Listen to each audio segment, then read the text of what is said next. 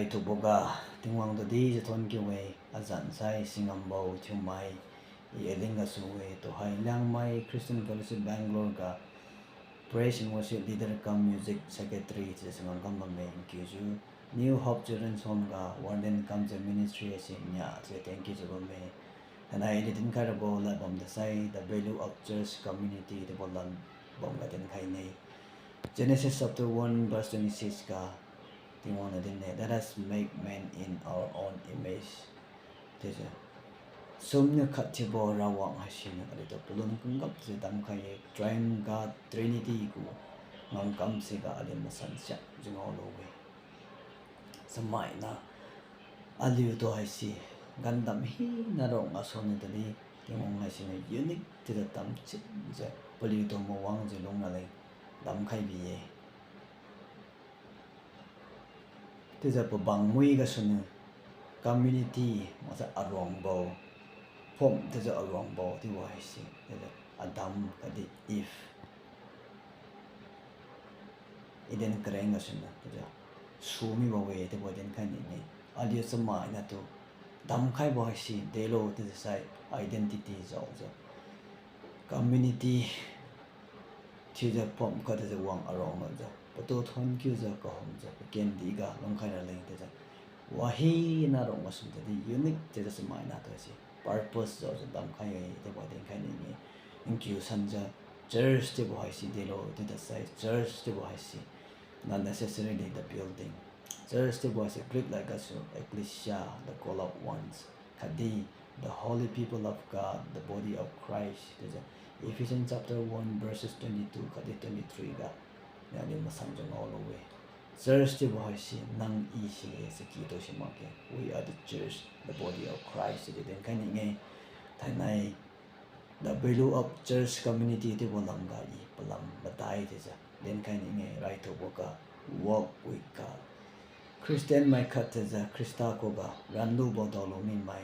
I aring bam si lo mi ne te bo mai khat chi we ti the sai right to boka de tingwang pipa Shitara Pataway, they didn't kind of Proverbs chapter 3, verses 5 to 6, God and all the way. Trust in the Lord with all thine heart, and lean not unto thine own understanding. In all thy ways acknowledge him, and he shall direct thy paths. God in all way. Alina tembo tibo ribo mang kam hi naga tingwang ko kam nyo kaido tiwe da sai tingwang na puisi dan kai bine tingwang tu na lung chun sha malum lo nang na mazi nang na ten ye tu bo nang na tan ye tu bo pui ka na tan ni mane te si ga le masan cha ri ngo no we te ja le Christian mai khat te ja long nge te da sai ye te ja long la lo te sai a le hai si tingwang nai tan ma sam ja tingwang pi pa sui tat ja koi wang kam san ja long ke te den kan ni nya lam mo ka growth spiritually spiritual growth has a spiritual life can mature teacher long na patau sak e den kan ni and the spiritual the growth you know de lo de kan wang lo tin the side right to boga lu bible para patau we nya boga king chu tan na patau we Christian mai khat teacher bible pa mak mi khat sai ka king chu mak mi tin the side alu goreng ting ga hiuna lam ga di so khang ba ma sai spiritual growth is a measure to khang ba si meaningless ba boy si ga su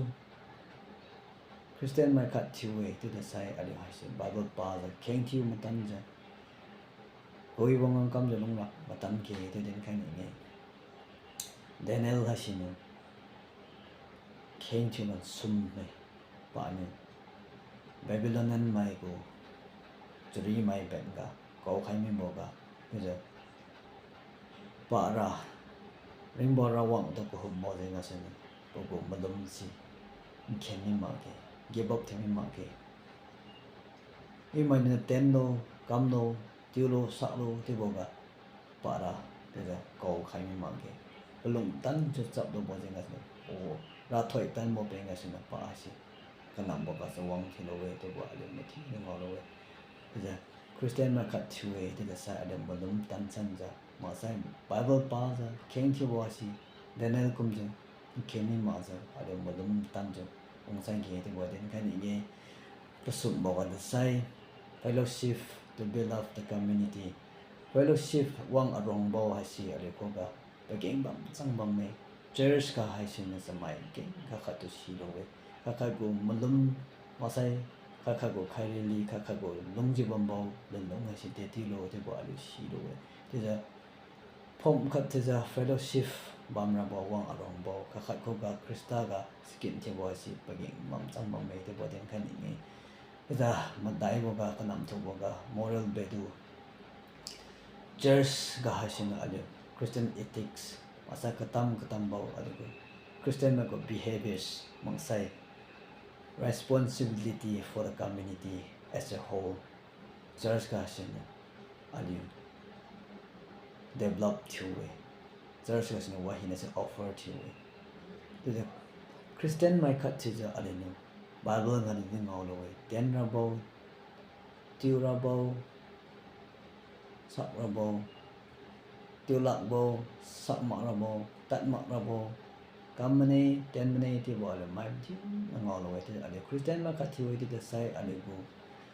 dongji bombo standard ai si maintain kamja Christian ethics as ele maintain kamja Krista ko ka manasan kasabo ko sumari lo je koi mo kam san nang na kam ke de boden kan ni te ja kanam to boga Hebrew chapter 10 verses 24 kare 25 ga ale mathi ane te je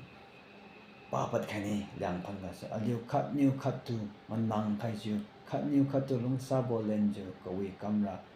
kha ju bam ke khangsia mai no kam bam bo kum ju aliu